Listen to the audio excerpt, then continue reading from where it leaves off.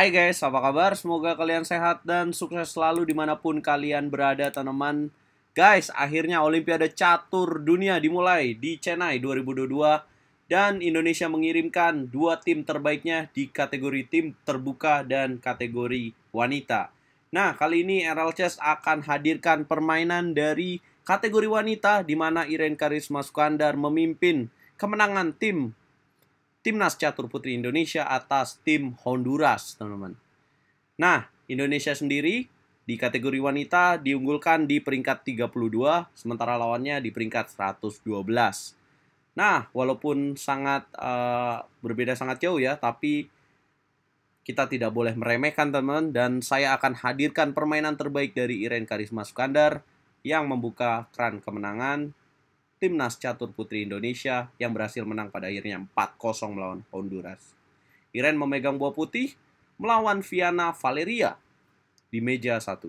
Jangan lupa untuk klik tombol subscribe dan nyalakan lonceng notifikasi supaya kalian gak ketinggalan berita terupdate dari dunia percaturan. Irene memulai dengan langkah D4 dijawab kuda ke petak F6 dan Irene memainkan London System Bestie. Ini yang menjadi favorit kalian kan? Ini yang selalu kalian banggakan nih. Opening ini yang menjadi favorit pastinya. Gajah ke petak F4 dan dijawab G6. Kemudian Irene memainkan kuda C3, hitam gajah G7 dan E4. Yap, kalau kalian suka menonton video RL Chess pasti kalian tahu kalau saya juga sering memainkan permainan ini, guys. Kemudian hitam jawab D6, menteri ke petak D2, hitam kuda BD7 dan Irene kuda ke petak F3. Hitam rokade pendek, Irene menjawab dengan rokade panjang. Nah, opposite rokade ya teman-teman dilakukan oleh Irene, dan rokade berlawanan ini biasanya menyajikan permainan yang sangat menarik, dan itulah yang terjadi, guys.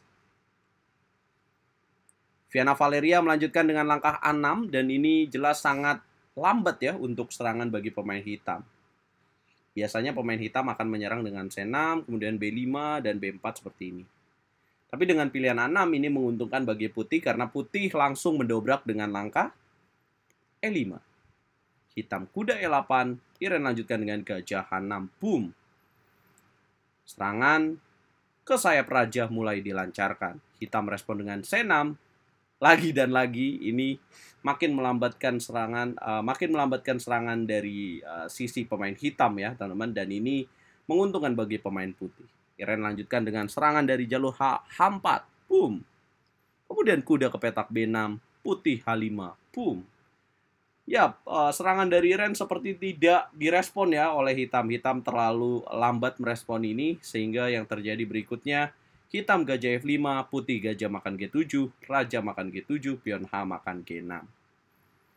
Kemudian hitam gajah G6, putih menteri H6, skak. Oh ya, sebentar. Kita sepertinya perlu mundur karena kalian pasti ingin membahas bagaimana jika dimakan dengan kuda. Yap, jika hitam makan dengan kuda, maka putih akan cukup senang dengan pion H makan G6. Jika gajah makan G6, maka putih akan lanjutkan dengan gajah ke petak D3. Jika pion D makan E5, maka putih akan lanjutkan dengan gajah makan G6. Apabila makan dengan pion H, maka ini akan bahaya sekali karena akan ada benteng ke petak H8 aja langsung ya. Raja makan H8 dan akan ada menteri H6, raja G8 dan kuda G5. Skakmat akan menyusul, guys. Nah, apa yang akan terjadi jika dimakan dengan pion F? Ini yang perlu kita bahas. Maka putih akan menteri H6. Nah, pokoknya serangan dari jalur H ini tidak akan terjaga oleh pemain hitam. Oke, gajah G7. Dalam partainya raja ke petak G7, kemudian pion H makan G6, gajah G6, menteri H6 skak, raja ke petak G8. Kalau kalian jadi pemain putih, apa langkah yang akan kalian mainkan di langkah berikutnya untuk bisa menang, teman-teman? Mampukah kalian berpikir seperti Master Internasional Irene Karisma Sukandar? Congratulations kalau kalian menemukan langkah kuda H4, boom, dengan ide menghilangkan penjagaan gajah G6 terhadap pion H7. Yap, hitam jawab dengan kuda G7, kuda makan gajah, pion F makan G6 jelas harus dilakukan karena kalau makan pakai pion H akan checkmate, pion F G6. Sekali lagi Irene melakukan langkah yang sangat menarik yaitu dorongan pion E6, boom. Tujuannya apa? Ya, tujuannya untuk mencegah raja kabur ke petak F7. Sementara kalau kuda makan pion, akan checkmate dengan menteri H7.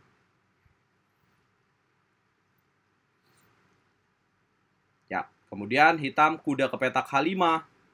Iren melakukan langkah immortal dengan benteng makan kuda H5. Boom! Pion G makan H5, gajah D3. Gajah membantu serangan putih, menteri makan pion H7 tidak tercegah. Hitam melakukan benteng F7. Harus dilakukan, teman-teman. Mau gimana lagi ya? Karena ancaman checkmate tidak bisa tercegah. Pion E makan F7, raja F7. Iren menteri H5 skap, raja F8. Menteri makan H7, raja ke petak E8. Gajah ke petak F5, mencegah raja kabur. Kuda ke petak D7, menteri G6 skap, raja ke petak F8. Gajah ke petak E6, kuda ke petak E5, dan checkmate. 26 langkah, Iren mengakhiri dan memberikan pelajaran untuk pecatur Honduras, Viana Valeria, dengan partai yang cukup menarik. Dan buat pencinta pembukaan catur London ya, ini bisa kalian tiru guys. Nah, inilah yang terjadi. Tim Indonesia menang dengan skor 4-0 tim putrinya. Dan besok pastinya akan berhadapan dengan tim yang lebih kuat lagi. Teman-teman bisa ikutin perjuangan dari timnas catur putra dan putri Indonesia yang bermain di Olimpiade Chennai 2022. Ini pertandingan yang diadakan langsung offline. Caranya dengan menonton di YouTube Chesscom Indonesia. RL Chess akan menjadi tim komentator bersama dengan Chelsea Monica. Nah, coba komen teman-teman, berapa nilai yang kalian berikan untuk permainan menarik dari Iren ini dari skala 1 sampai 10. Jangan lupa kita ngobrol di kolom komentar. Doakan yang baik untuk timnas catur Indonesia di Olimpiade catur kali ini. Mudah-mudahan mereka dapat prestasi yang gemilang. Dukung terus pecatur Indonesia, dukung terus RL Chess, Catur Yes Indonesia. Jaya bosku.